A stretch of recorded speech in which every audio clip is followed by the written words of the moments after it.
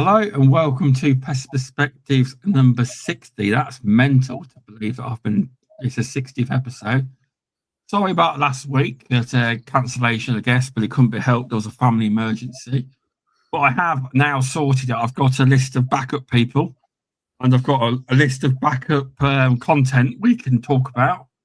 So that shouldn't happen anymore. I will, rather than just not doing one, I will get hold. I've got a few people I can ask, and I'm banking content we could potentially talk about to fill in if it ever happens again. But the diary's getting quite full. I'm starting to book it up.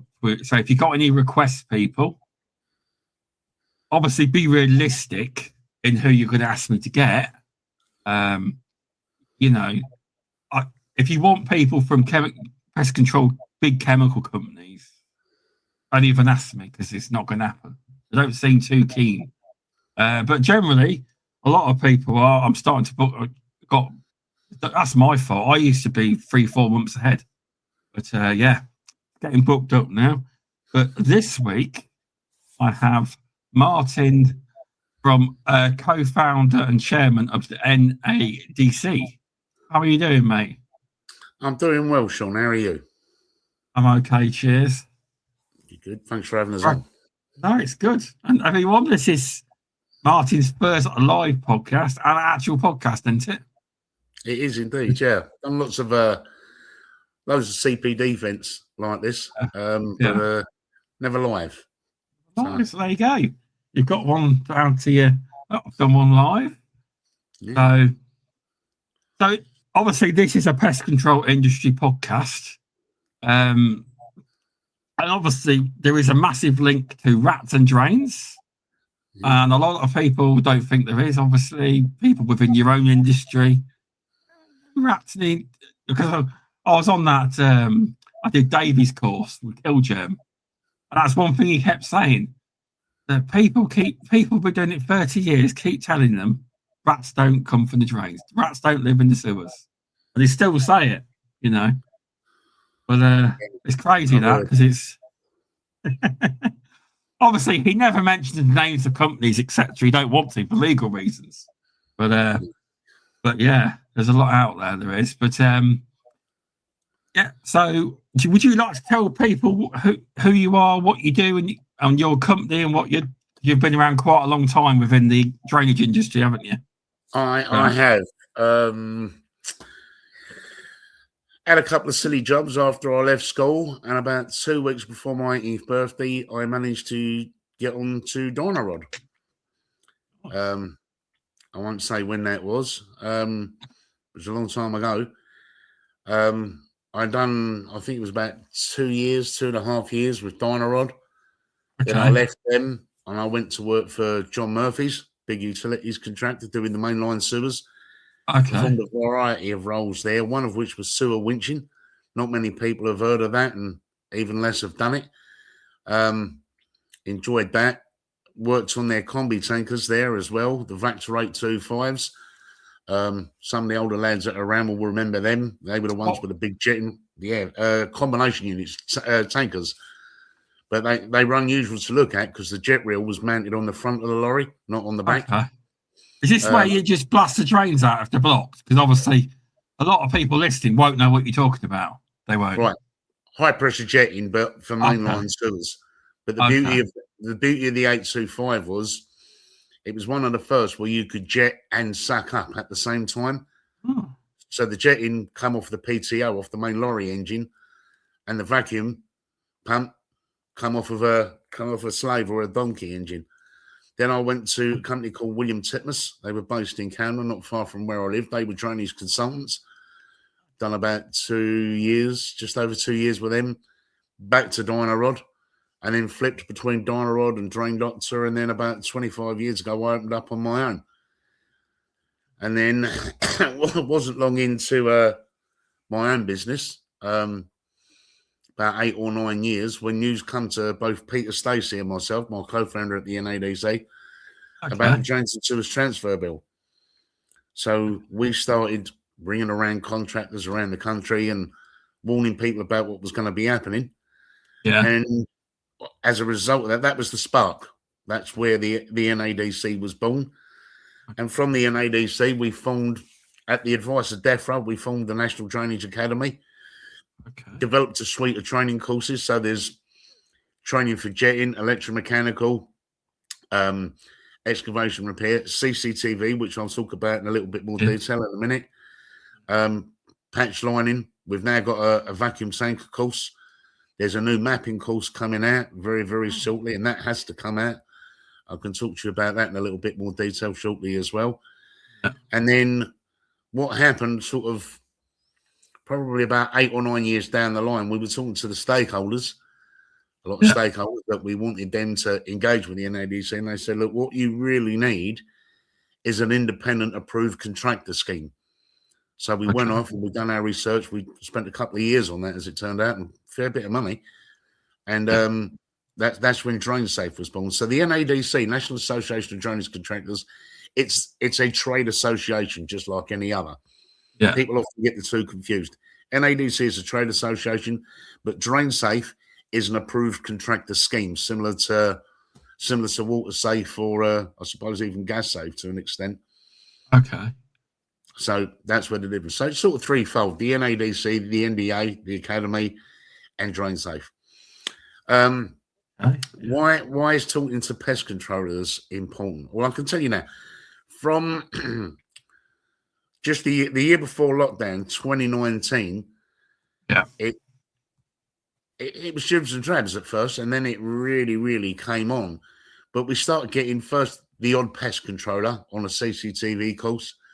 Then there'd be 2 on the course. Then there'd be 3. I've done one last summer. There was 12 on the course, but 7 of them were pest controllers. Oh, that's interesting. Not one of them was from the same company. Oh. And what we're noticing is more and more pest controllers are going out, they're buying cameras, and they're attempting to do these CCTV surveys themselves because they can see obviously the financial benefit of doing so. The problem that I think we're running into is a lot of them, if the truth be told, could really benefit from training, proper training. Now, we know David Brown runs his course through Killgerm, which is brilliant. You've sat it, I've sat it. I learned a lot from it. I mean, you can always learn a lot from David Brown, let's be honest. He's forgotten more than most people know, if the truth be told. A very, very good course. But I think when it comes to drainage systems, understanding components and design, understanding drainage law as well, very, very important. And the full CCTV course, our CCTV course, there's no other in the country like it, because our course was written by two organisations. First of all, the WRC, the Water Research Centre. They're the same people, Shaun, who write the book, the MSCC5, Manual of Sewer Condition Classification, 5th edition. Oh, I've got one of them books. Wow. Yeah, right. Well, the people that wrote that book are the same people that wrote our course. But there's one, one quite sizable element within our course, which is about drainage misconnections. And that was written for us by the Environment Agency.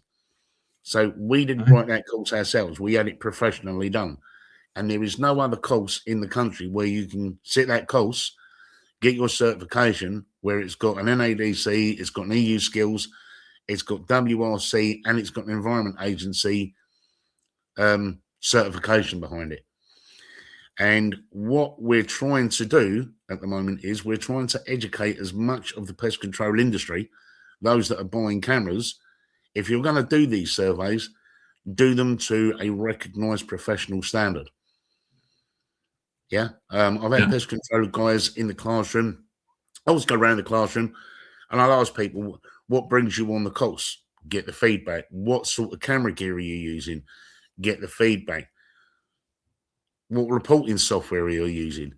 Get the feedback. And what's kind of surprising, Shaun, is a lot of these guys, they're coming on the courses to professionalise themselves and their own companies, which is a big, big plus, a very big positive. But then what they're doing is they're going on to places like eBay and they're buying cameras for £500-600. And that just doesn't work. If you're going to be doing professional drain surveys and professional vermin investigation surveys, then you need to be using the proper kit. You should have the proper qualifications behind you. You know, you should be using proper recognised reporting software. And as much as that is lacking in the drainage industry to a degree, it is really sadly lacking in the pest control industry. And that's something that we would like to change. We would like to see these guys professionalise themselves to the highest standard. I can see why, to start with, why some of them are, because some of them, when you start a new service, you might get naff or work, and they might just jack it in. Because I can see why they probably get a cheaper camera to start with. So, indeed, here's the thing. Yeah. Pest control. Yeah. Now, I know pest control covers a wide range of things. We're talking about insects. We're talking about bugs. We're talking about wasps. We're talking about probably stuff that's so minute you can probably barely see it. Fleas and the like. I don't know. I can't imagine. But I would imagine the vast majority of pest control firms out there, I would say the majority, can't be all of them, but I would say the majority of them are getting called about vermin. Yes.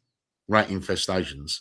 And it stands to reason that if you've got a rat in your property, or if you're getting repeated rat infestations, the first port of call should be your underground drainage system.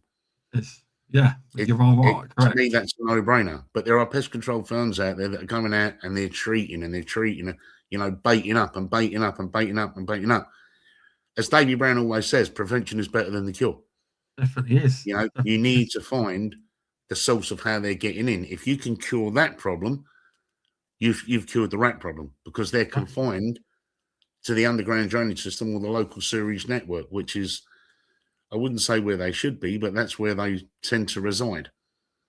Exactly. It's becoming more, I've noticed it more and more prevalent, because obviously that is where they come from. It is not every case, obviously, not every case, but sometimes it is a stat that goes around is 80 to 90% of homes in the UK are drain related. They are for rat infestations. They are. So it comes to reason why pest controllers want to upskill, and I totally believe you're right, because we do say in the pest control industry everyone should have all the certificates, etc. Absolutely. But within, you should also then. I want to do a few more in the future for drains, to upskill more, but it's learning what I need to do, etc. Because it's obviously, when you go online, there's loads of different websites. You need to know what information is correct and what you can ask people like yourself or Davey, what's the best route? You can. Absolutely. I would say to any pest controller out there, if you're even consider it, get onto Davey Brown's course immediately. You know, you will learn so much and you will gain so much knowledge right off the bat. But then if you are going to take it that one step further, if you're going to go out, start spending money on camera gear and the like, then you really need to be sitting the CCTV course and getting right up to speed with everything that you need to know about underground drainage. You might not employ it all in the field, but at least you're armed with that information. You can talk with all the courage and conviction that you need. Yeah. To talk to any client. Remember, in situations, quite often you're going to be talking to probably building surveyors. You might be talking to building engineers. You could be talking to EHOs. They're going to want to know that if you've been called in and you're getting paid a fair amount of money to do this job, that you're properly qualified and certified to do the job that they're paying you to do. Otherwise, what are you? You're an amateur with a camera. Nothing more than that. Yeah, it's a fair point, because everyone we talk about in the industry how every summer when the wasps come out, all the window cleaners start doing wasp nests, and everyone moans about it. It's the same situation, really, isn't it? It is. It is. So with that, would you reckon if someone was to do full proper drain surveys, you'd recommend Davey's course? Yeah. You'd recommend the CCTV, but would you recommend? Is it the site drain surveyors course? Would you recommend that as well? It is a drain surveyor's course. The course that we run is the CDS, Certified Drainage Surveyor. Oh, so that is the same course. That is the course, yeah. Right, Certified Drainage Surveyor. 2-day course, and it covers everything that you need to know. Starts off with drainage law, goes into misconnections, goes into components and design, talks a bit about drain cleaning, methods of drain cleaning and the like, and then it goes into actual coding, identifying defects properly, coding defects properly. Yeah. And, there's 5 full modules on that. And then it goes on. I mean, to give you an example, now I can't explain this, even with my own company, Accelerated Drain Services, based down here in London. And maybe you can tell me, I don't know. I've asked about, nobody else seems to know. But since lockdown, 2020, vermin infestations seem to have skyrocketed. Yeah, it's Are you experiencing the same thing? I wouldn't say where I am particularly, but what I would say is since 2020, well, before 2020, rat infestations used to be not in the summer, right? Not in the warm times. You can still have rat infestations all year round, doesn't matter what the weather is.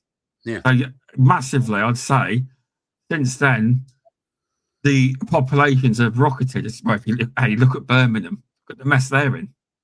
Mm. With all the bin collections, etc., all the rats building up. Yeah. But you are right. Since 2020, the rats have exploded. I have. There's more of them, and it's we get them even in the heat of the wasp season. The rats are still about.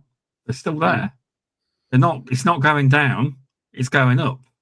It is. I don't know if it's just my company. I've spoken to other guys that offer the similar service, and they're in the same boat as I am. They're getting a lot more calls for it now, month by month by month. Yeah, because obviously, I'll tell you the biggest thing we get is customers. You obviously know what I'm about to say anyway.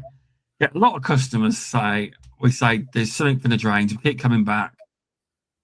Obviously, this was previous to us trying anything else. And I said, you need to get a full drain survey, not one off the water board.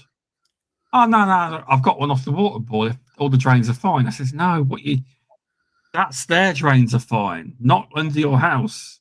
Yeah. And a lot of them don't end up getting it done. I says, well, you'll just have us back. And I said, but I actually refuse to go back. I said that until you get a full drain survey, I'm not coming back because you're just going to have them for the next 20 years. It's pointless me coming back. Mm-hmm. Obviously, a lot of people would still take the bait, to take the money, I mean. Yeah. But the issue I was having was I couldn't get to them. Wherever they were, I said to them, you've got to get a full drain survey. And a lot of customers there must be something on Google that says, yeah, just ring up your water company, I'll do it for you for no. Everyone seems to do it. They do. I think, to be honest with you, you're in the jungle drums banging away in the distance. I think the way things are going, and don't quote me on any of this because none of this is official, but I think you'll find that over the course of the next year or two, the water companies will stop offering drain surveys on private drainage systems. At the moment, they're still doing it. Yeah. But I think in the very near future, they're going to stop doing that. And they will be looking, one would imagine, for contractors who are part of an accredited scheme to refer that work to. And I'm not mentioning any names. Yeah. Drain safe. Yeah, you never know. I think you might find if you ring your local water company and say, I think I've got rats, they'll be saying, okay, call in an accredited contractor, get your drain surveyed, and once we're satisfied that you've had your drain surveyed and there's no problem on your part of the network, we'll come out and survey our part of the network. I think that's fair. I think it's more than reasonable. I do think it's more than reasonable. Because I tell you what got us interested in actually doing that to start with, even getting any interest in drains, was we were at a kill germ on the road day to do workshop, they call them. Where you go through, like a load of training and talks, etc. And Davey was talking, and it was fascinating. The course was, And he mentioned about, I'm sure he mentioned something about, what blew my mind was the bit where someone's got a house and they've decided to build an extension. And it was the bit about messing with the extension. And I didn't know there was a law. They owned it and all that. And next thing I messaged Davey saying, let us know when the nearest course is next year and I'll do it. He says, I think for you, it'll be the one at Burton-on-Trent. Come to that one, I'll let you know when the dates are available. So I went on it. But that fascinated me. And I love telling customers that bit of the law. I was like, right, what's that? Do you have permission? Do you have this bit of paper? What's that? There's a situation, it's been going on for quite a while, Shaun, where people are getting builders in, they're building over local authority, local water company sewers. Yeah. But the builders that they're using aren't as competent as they should be. And what they're doing is they're leaving old pipework in the ground, old manholes in the ground, old pipework in the ground that's been broken off, hasn't been capped off properly. And within 6 months or a year of the extension being built, the next thing you know, they can hear rats in the walls and they're under the floor and they're here, they're there. And it's all down to poor workmanship. Now, we've been talking to organisations like RIBA, which is the Royal Institute of British Architects. We've been talking to CIAT, which is the Chartered Institute of Architectural Technologists. We're talking to LABC. We're talking to a wide variety of stakeholders, including the water companies. And we're saying, if you're applying to have an extension built, you should be having both a pre and a post conditional drain survey. Yeah, and the preconditional survey is to establish what drainage you've got on your property, where is it, what conditions it's in, who does it belong to see if you actually need consent from the water company or whether you don't. Some drainage contractors, myself I'm one of them, will offer something called a planning meeting where you can liaise with the architect to help design the new system, the new drainage system layout.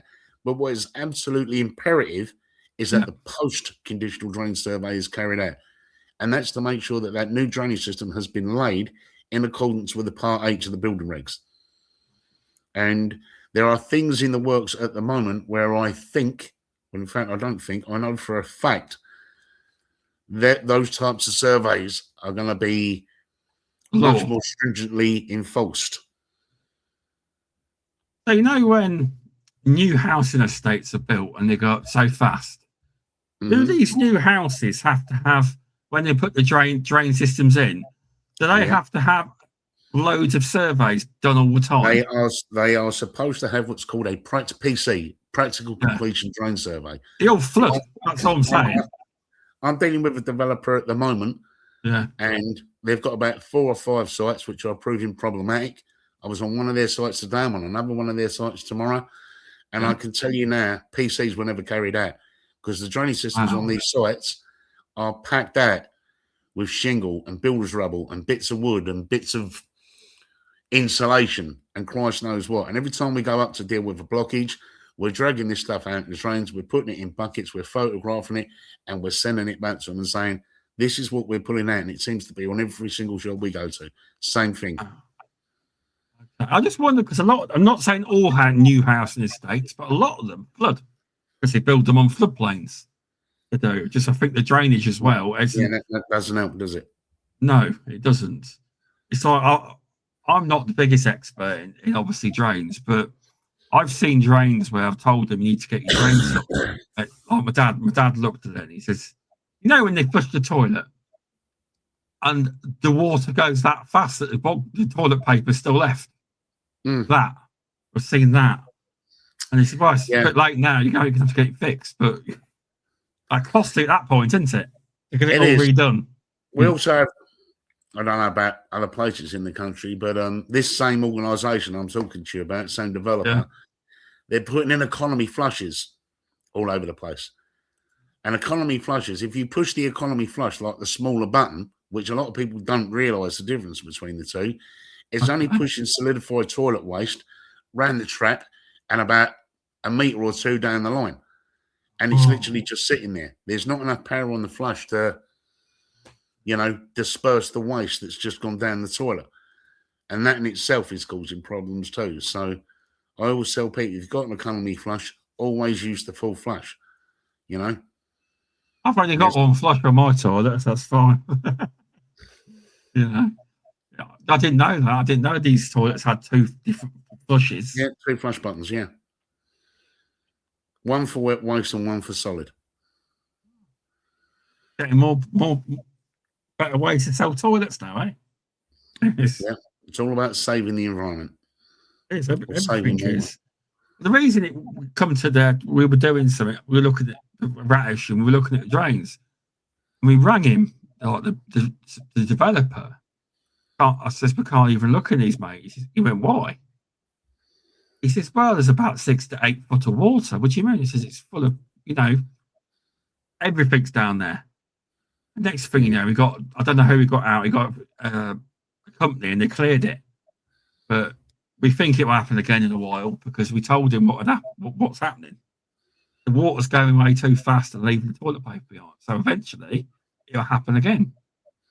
It will. It'll build up and build up. And that was a purpose. A load of houses were built and all the houses' drains were lower down, but this other one, it's weird how they've done the drains big time. There was no need to do it that way. When they sent us the plans, Dad was reading the plans. It's like, these don't line up with what you actually got. He told the guy. No, but the problem is for a lot of developers are not. He said, "But Dad, are you a builder or anything?" I'm just a tiler, mate. We put some money in. I was like, oh, Yeah, plan drawings and as-built are often very, very different pictures. Yeah. Very different. I'm no expert on it, but like, even my dad said that you could have just joined it to the other one out. But he says all the houses are built now, so these issues are your problem. They are, Indeed. They are. So and they are ongoing. Yeah, they are. Seems to be an ever-changing landscape in drainage. Well, it's in every industry. It is. The pest control industry is getting more and more. We're getting more and more regulated on what we can do. Certain tools are being removed, whether that's licensing or just by law practices. They are. Is there in the drainage industry? It's like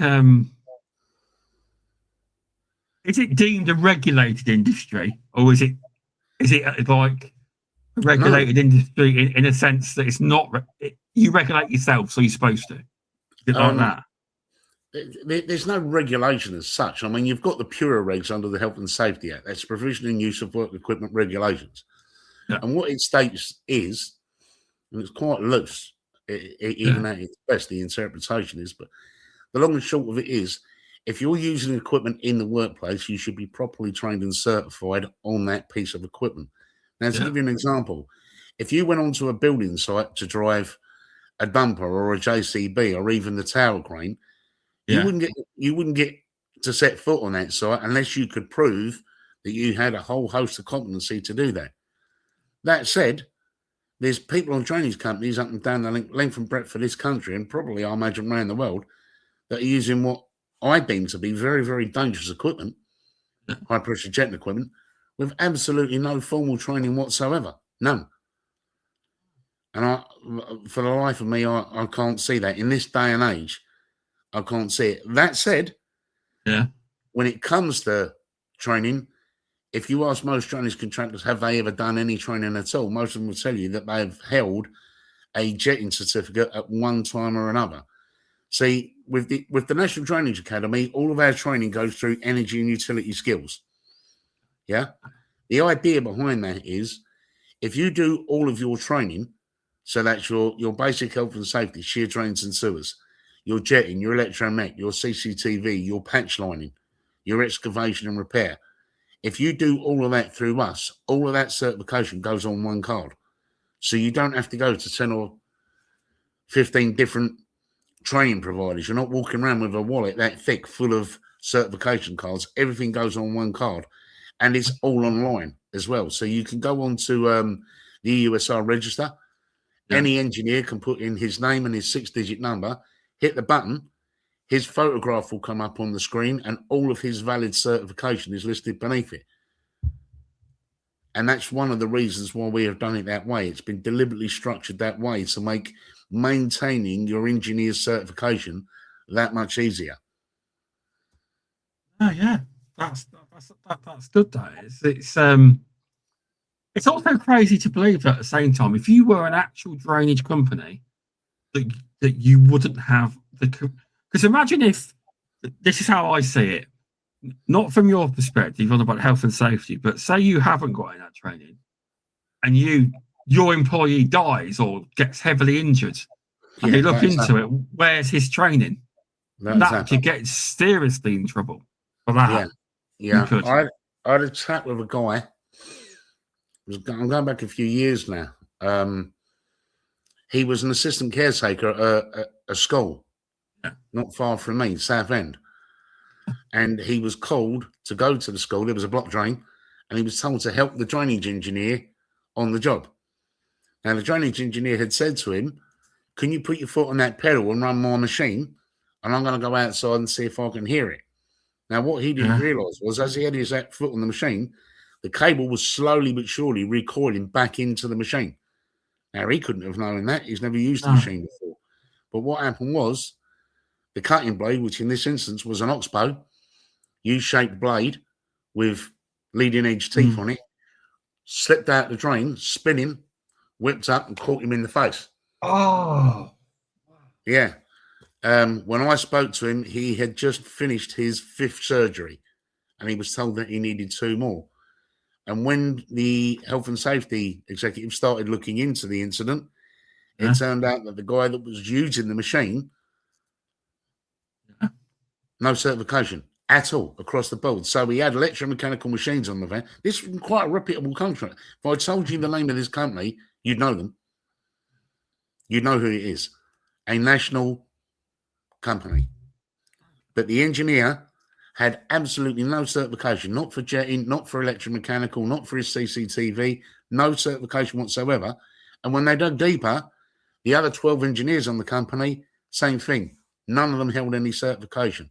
Yet they were using all of this equipment on a day-to-day basis in the field. And employing the help of people like this guy who had no clue about the machinery, never seen it before.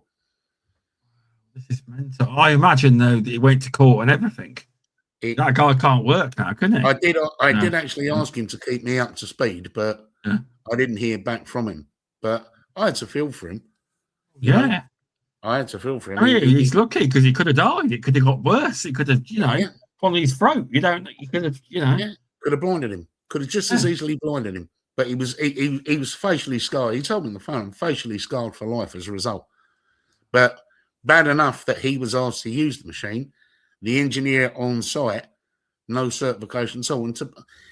As sad as it is to say, it's the same story for an awful lot of drainage contractors up and down the country. They're not adhering to the Health and Safety Act because none of them maintain certification on what they're doing day to day across the board. Jetting, CCTV, electromechanical, all of these things are dangerous.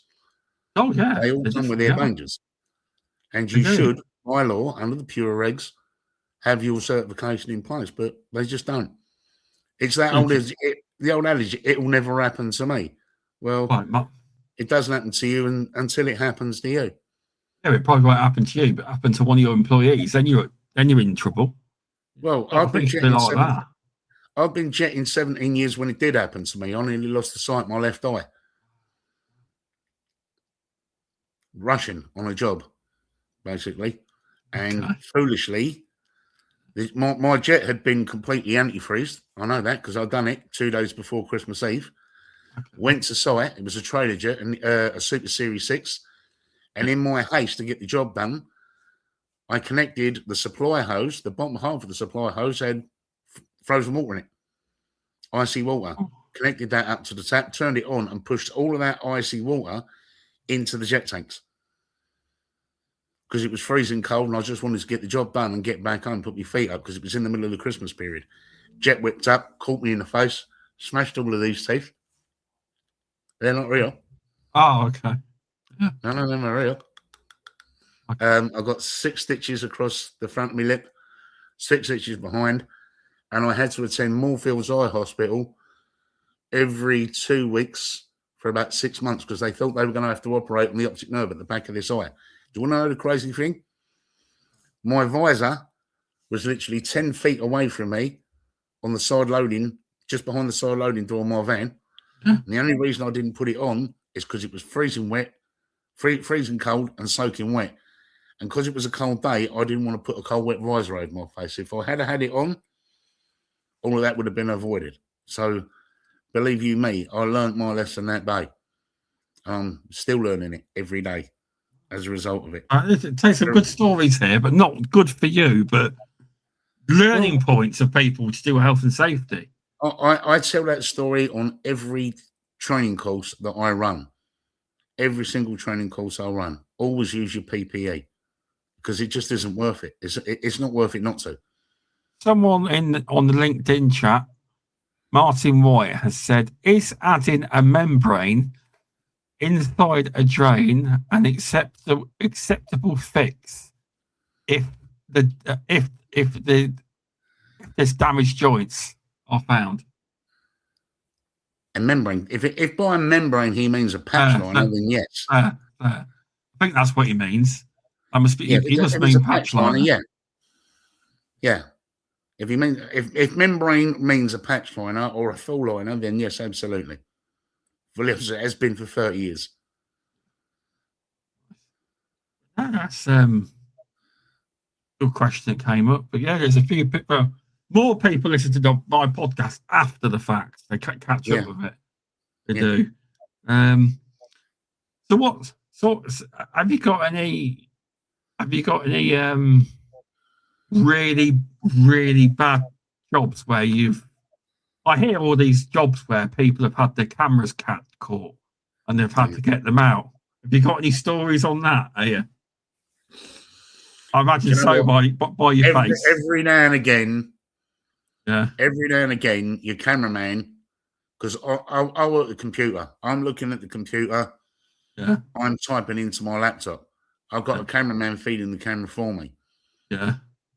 And I don't know if it's him or me or a combination of two, but they'll get up to a bend. I'll go, right, go easy round the bend.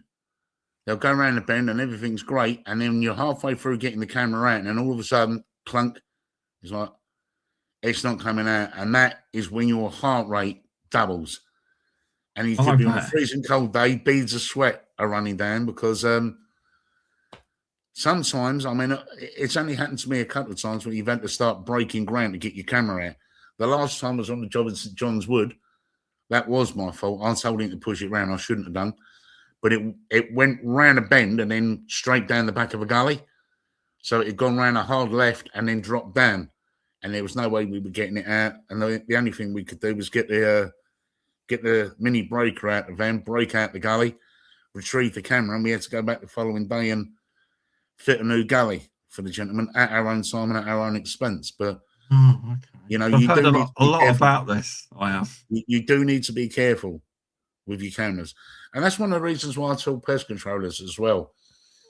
Be very careful about what camera gear you buy, because if you're not used to camera and if you're not used to CCTV, you could get yourself in an awful lot of trouble very quickly. You jam a camera in a pipe underneath somebody's kitchen floor, for example, that's got underfloor heating in it, and the only way to get that out is to start breaking that out. It could work out a very expensive job.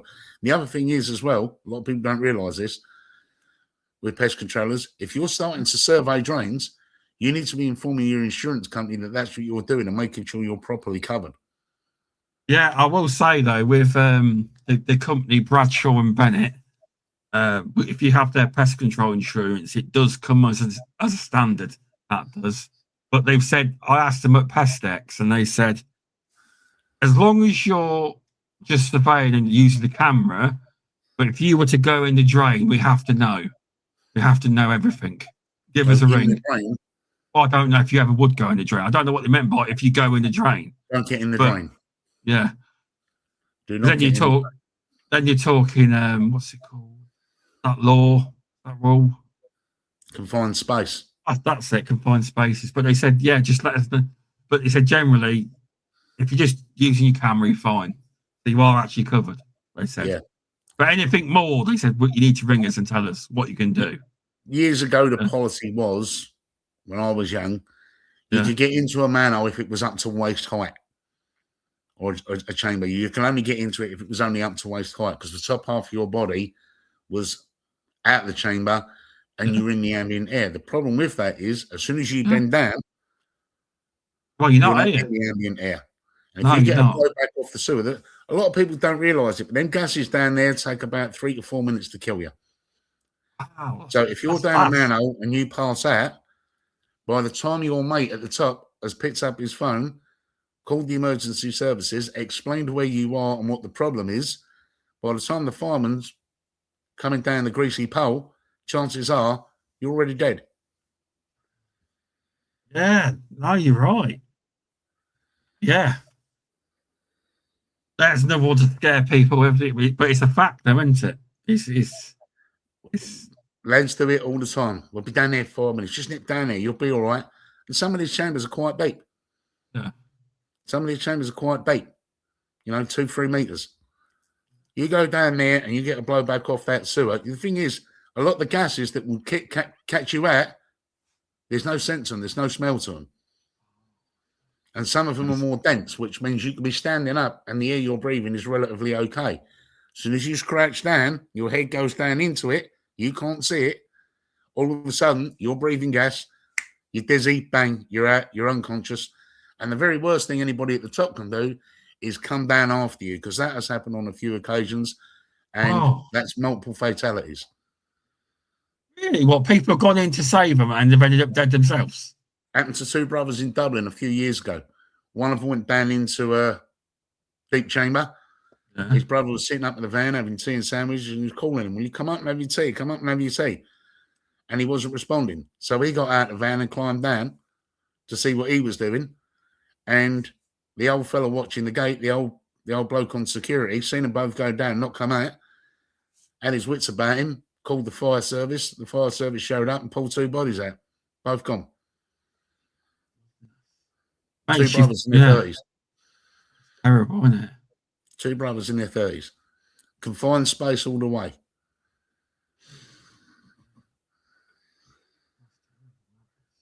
That's full gear. That's gas detection. That's harness. That's breathing apparatus, emergency BA kit. That's personal gas detection. That alarm will go off. It will go off. So obviously, I'm guessing they knew they shouldn't be going down there, didn't they? Well, we all know we shouldn't be going down there, but you just pop down there, don't you? Don't do it. Yeah. You can be sure 500 or 1,000 lads up and down this country today have jumped into a manhole chamber that they knew full well they shouldn't have been getting into, but they done it anyway. Oh, I know Woody.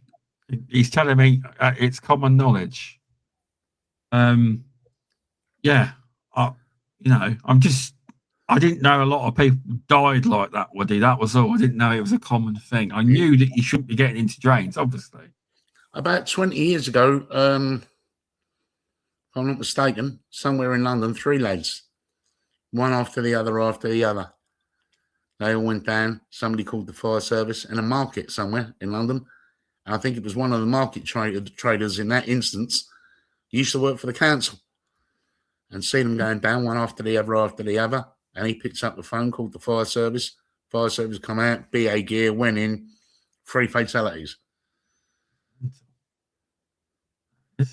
Yeah, it shows you, doesn't it? It does.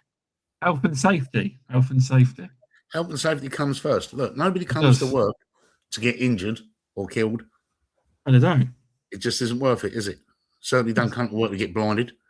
Don't come to work to lose your teeth. I certainly didn't that day, but my own negligence. That's how most of it happens, isn't it? It's just that moment you lapse and think, fuck it, I'll do it. And that's when it goes wrong. Yeah. Split second. That's all it took. A split second to scar me and injure me the way it did. No, it's Yeah, it's insightful stuff, mate. It really is. It's what's it called? Is there anything else you'd recommend for pest controllers? Any kind of cameras, or is there any new cameras coming out in the future that might help people? I know of I know this for a fact because I intend to buy one myself. But there's one company. don't know if I'm supposed to actually name one company over another. Okay, let me put it this way. There's one company in particular. A lot of the lads are buying their cameras, because they're reasonably priced and extremely reliable, and the locators that they come with, made by the same company, are hyper accurate. But they're bringing out they've got a small camera about half the size of our main lines. Yeah. Camera's about $3.5 grand, $4 grand, I think, at the moment. But they're bringing out one. I'm hoping it'll be out before the end of the year, but it's got pan and tilt on the end of it. But this camera can go out about 30 odd meters, and you can record everything to an app as well, which comes with it. And the second that's on the market, I'll be buying 3, one for each of my vans. But I would say to the guys, look, don't buy a £500 camera off of eBay. It's all well and good saying, well, I'm just getting started. I only want a cheap camera. No, you don't. You want the best camera that you can afford.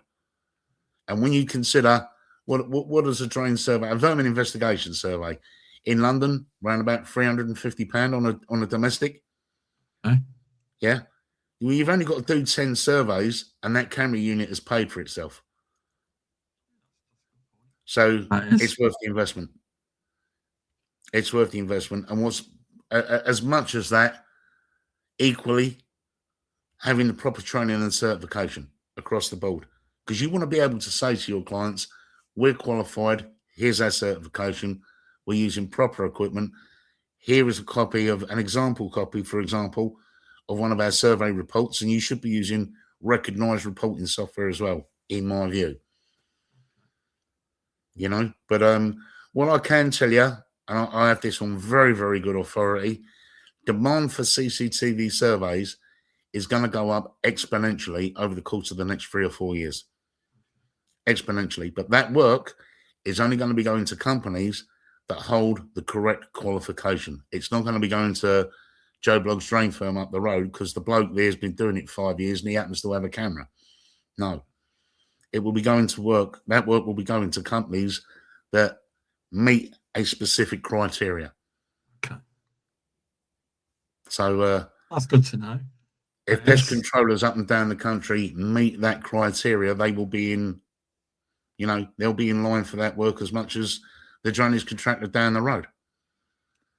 That's good to hear. It's an area of growth people could potentially look at doing. That is. Mm-hmm. Grow the companies. I know one company works there. There's one company here in London, Shaun. Yeah. I trained 2 of their lads in 2019, just before COVID. Yeah. And he had 1 drainage van, 1 camera. I've now trained all of them. That same pest control company, at the last count, they had 9 drain cameras, 12 vans, and 9 of their vans had a drain camera. All of their lads, all fully certified, all of their reports to WRC standard, and they're making a fortune, an absolute fortune. It's good because it's a growth area that could potentially be tapped into. Martin White's saying he's going to get himself on the next course then. Martin White's just put, I'll get myself on the next course then. Oh, I don't know which course he's referring to. CCTV, I imagine CCTV. Or maybe. Yeah. I imagine CCTV and further to his early question where he asked about the membrane, he had a recent job that he was on, and he said that the membrane fixing the damaged joint didn't help with the flow.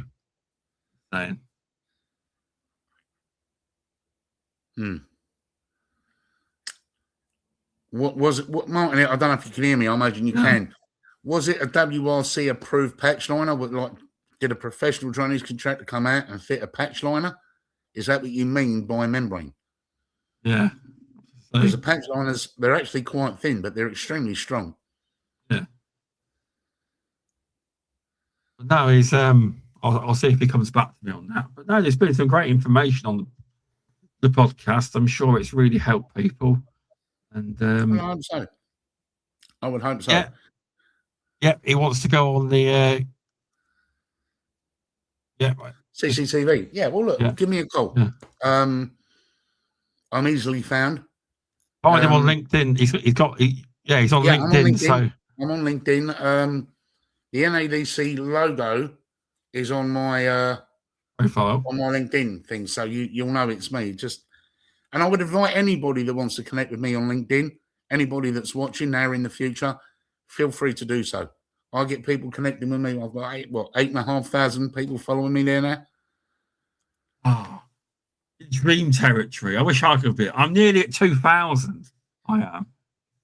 Well, it's taken a while for that to build up, I can assure you. Oh, I imagine it has. Yeah, but, it has. Every time I logged in, there's 4 or 5 people that want to connect with me, and I'm very choosy about who I let to connect as well. I used to let everyone in. I used to, but now I don't anymore. A lot of people are just trying to connect because they want to sell you stuff. They want a lot of the time they want a job off me for some reason. They do. I'm a bit more choosy with connections. Not obviously followers follow you, but but they want inside your connections, don't they? But I have my connections set so you can't see them. I turned mine on. I did.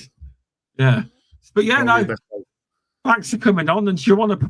I will put your information in the description as well. Do you want to promote any of your courses or anything on the podcast? I would say to any pest controller, I would say this: if you're going to go into vermin surveys, there's never been a better time to do it. But make sure A, you're using the right certification. Yeah, so see David Brown, see me. B, make sure you're investing in the proper camera gear, because you don't want to invest, 500 grand, 2 grand in something that is not much use to you 3-4 months down the line. Buy the right gear from the start. Yeah. Yeah. And make sure that you're reporting to a recognized standard. And if you tick all of them boxes, you should do well. There's no reason why you shouldn't do well. Well, you've said there's proof of that with this London Pest Control Company. It's now gone to 9. Yeah. So there is an area there for growth. Okay, let's be fair. It's taken them 7 years to get there. It's still good though for someone to expand to 9 when they probably do, other pest control services too. So there must be a fairly large company, I would say. I would. Well, they're running 12 vans in the London area. Yeah. So 9 cameras on 12 vans at the last count. I would say it's working out very, very well for them. Proofs, yeah. So there is room for growth there. But yeah, it's been an interesting chat. I'm sure you probably get a lot of interest from the podcast, because I'll put it up on Apple Podcasts and Spotify. It goes nearly everywhere you can get a podcast.